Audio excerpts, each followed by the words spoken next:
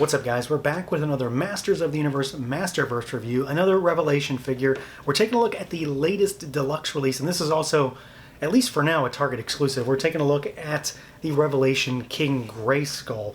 So, of course, this guy has a little bit of a change-up from what we know in, well, 2000X and then Classics, things of that nature. But I'm pretty excited about this guy just because of what they've done to make him more deluxe. There's an actual wired cape on this figure in a retail release, which I'm pretty excited about because I just like wired capes. So we've got him here in our sort of standard deluxe style packaging, so it's like a double wide thing. We've still got that sort of Eternian hieroglyph situation going on. Not a big fan of that really still. You've got him in there in the big window. You've got some good artwork of him on the side panels and the back, and then the back of the box gives us a cross-sell of some of the deluxe stuff, some of Waves 2, Wave 3, Wave 4, a whole bunch of recent stuff and stuff that is just now coming out. So let's do it. Let's pull them out and take a look. And here we go, out of the package, our Revelation King Grayskull. Figure that I've really been looking forward to, ever since he was announced, of course, because I like King Grayskull as an idea, but it's all about what this figure represents for this line, because this guy really seems more like an exclusive. Take into consideration everything we've gotten so far in the Masterverse line, and he seems a little bit more premium than everything else. He's got a lot of accessories, so that kind of on its own lends itself to being what we would consider a deluxe release in many ways. He's got a cape, but it's also a wired cape. So yeah, there's a little bit extra when it comes to this guy. To get a wired cape previously, we had to get an exclusive Scareglow. This guy's just sitting on shelves at Target right now. So it's interesting how this has translated this figure into just being a regular retail release. And his cape is even more premium than Scareglow's is. So it's pretty cool. I'm very excited to see more of this, hopefully. Like, I want wired capes across the board. So let's see what he can do, see how he moves around. He's still very much a Masterverse figure, so if you got He-Man, you basically know what's going on. The head is kind of locked down. He can still look up and down a little bit, and you do have some rotation. It's kind of a combination of things. So he's got the fur piece, obviously, but then he's got these big braids. So even if he didn't have the fur, the braids would hinder his articulation to begin with. The fur, of course, does present its own challenges, but not necessarily as much as you might think. The hair is on its own limiting. You've got arms that go out at the shoulder. They, of course, rotate. We've got our bicep swivel. We've got double jointed pinless elbows. We've got our wrist hinge, and his wrists seem a little bit like hard to move for me. Even the ones that are just free floating in the box, the extra hands, they've all got really, really tight hinges, so be careful. You've got rotation, of course. We've got our diaphragm swivel, and he can go backwards a little bit and forwards a little bit. I find that this is working a little bit better on this guy than some of the past figures. He's still not got like a great ab crunch, but he sits. Some of the other figures tend to rubber band back a little bit for me. So you've got some tilt side to side, really nice, and then of course it rotates, but you do have a traditional waist twist down here too. Legs go out. They kick forward. You do have to contend with this plastic loincloth. They kick backwards. You've got your thigh cut, pinless double knees, and they go back pretty far. I mean, he's got the bushy, furry boot there, so that does get in the way. You've got a boot cut, and then we've got rocker, and we've got really nice hinges, good range there down at those ankles. So, I mean, again, basically the same kind of figure we've got across the board. A lot of parts reuse on this guy, but not in a bad way. He still moves pretty well. Had no real issues to speak of with him outside of the fact that the wrists seem a little bit more rigid than usual, or the wrist hinges rather. Otherwise, though, pretty happy with him, and frankly quite surprised by what he can do at the head, despite it being pretty limited still. I was honestly thinking he would not be able to move at all. Aesthetically, though, I'm pretty happy with this guy. Really, like I said, he's very much just like every other figure in this line, so there's not anything crazy about his construction. He's still got that really, really weird textured torso, which I still don't like. I don't get why they do this. I mean, you can sort of see the light picking up on it. It's weird. The rest of the body doesn't look like that. I don't understand why the torso has to. But I'm still pretty happy with the way this guy turned out. Again, this is a little bit of a change up for King Grayskull. I mean, I'll just say it, obviously he's black now instead of being white, which frankly is just a change. I don't care one way or the other. I have no allegiance to King Grayskull nor his assumed race, so it really makes no difference to me. He was pretty cool in the show. I mean, they don't really do too much when it comes to that storyline, but I think this guy is pretty cool. And honestly, it really comes down to him and his place in the lore and then being injected into this line for me, but it's also this cape too. So we'll get to the cape in a second, but there are some other things to sort of talk about when it comes to maybe why this guy could be a little bit more deluxe in some ways. You know, he's got more metallic parts on him, like on the belt, compared to, say, we'll use He-Man as just the base. Compared to He-Man, he's got metallic on the belt and the bracers. He actually has paint in his belt and the furry loincloth, so it's not just a molded piece. Same for the boot fur, so there's a little bit more down there. He does have a unique harness, and of course it has a little bit more paint on it than He-Man's. It's got two different colors because of his specific symbol, this sort of like six-pronged wheel thing that he's got. And then, of course, you know, you've got a brand new head sculpt, which does have a lot going on for the hair. Like, there's a lot up here. You've got this sort of clip on the back for the hair. You've got a little piece here. So all of that adds more paint applications to him.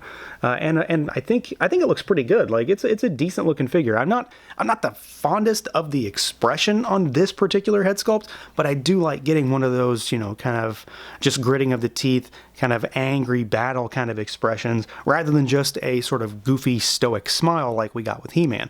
So I'm not the happiest with this because I think it's likely something to do with how far apart the eyes are and the paint on the eyes, but I do think it looks pretty good. It's not super tiny either. I think it's a little bit better proportionally to the body compared to some of the other figures that we've gotten so far. That might be the one area where I wish it was a little bit different. I think something's a little wonky about this expression, but it's also not the end of the world for me. The big thing is the cape. Through and through, it's the cape.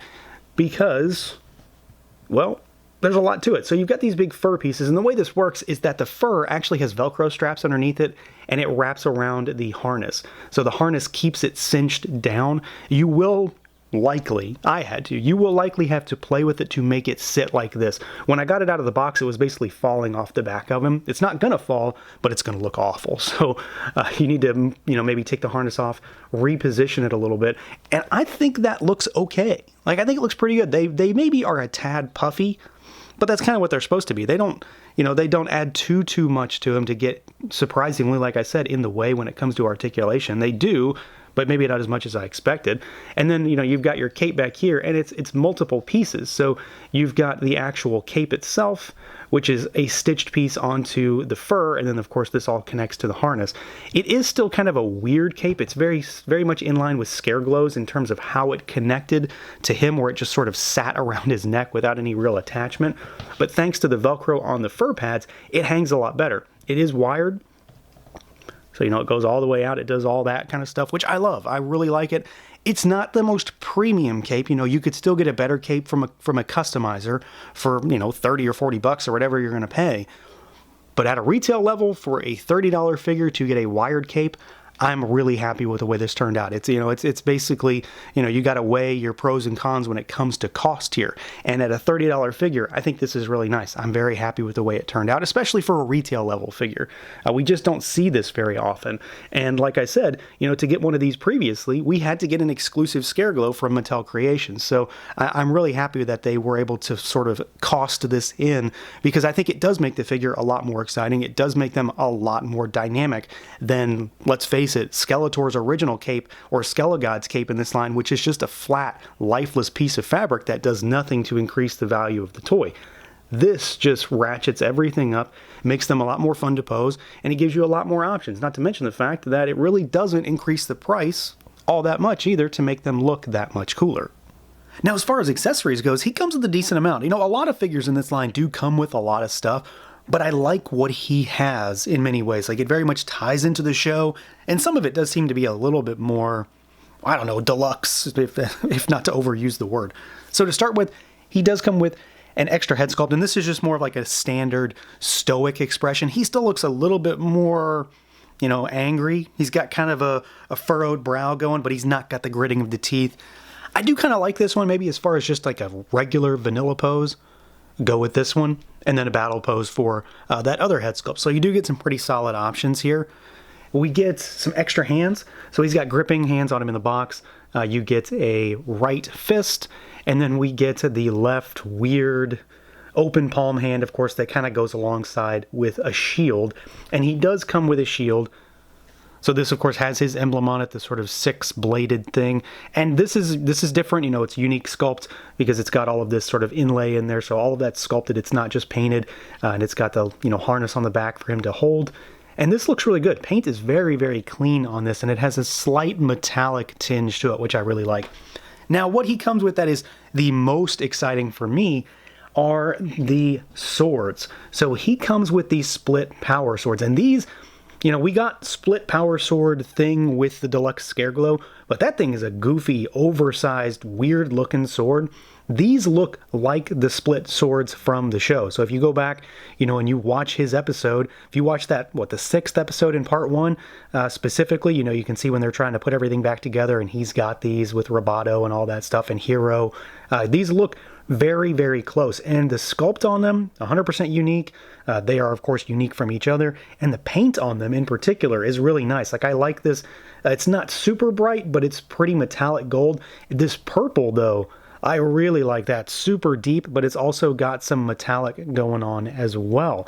So I really, really like these. You know, I don't know if you necessarily want to use them with him, or give them to He-Man, or give them to somebody, but they're awesome looking swords. I really like the different sculpt. I like just the overall colors. The cleanliness of the paint on them also is really well done. And yeah, they're actually sized pretty well too. So they do look a little bit more robust than, I don't know, say He-Man's, what I think is kind of a scrawny looking power sword in many ways. So he comes with a pretty solid spread. It's not tons of stuff, but I think what he has is a little bit, I don't know, a little bit nicer in some ways than some other figures in the line. And then, of course, to make him deluxe, he gets the fancy cape. So yeah, overall, really happy with this guy. I have a few gripes here and there. You know, I think his eyes are a little beady, and I still don't like that weird textured torso in comparison to, well, untextured everything else. But this guy's really good. $30 for this release, I think, is a nice sort of happy medium between the exclusive and quickly selling out Scareglow with a wired cape and a, you know, $20-ish regular figure, because he does have some stuff that definitely makes him deluxe. The cape in particular is the big thing. Those fur pads, the wired cape, it's just nice to see that in a retail release. And then, of course, he does seem to have a little bit more paint going on. More on the bracers, the boots, the furry loincloth, the belts, all that stuff. So little bits here and there just to make him a little bit more premium. And in general, I just think he's a fun figure. He's got some really awesome accessories, and I really like those split power swords. So that's going to do it for this look at the Masters of the Universe Masterverse Revelation King Grayskull. Let me know what you guys think. Feel free to like, comment, subscribe, and share, and until next time.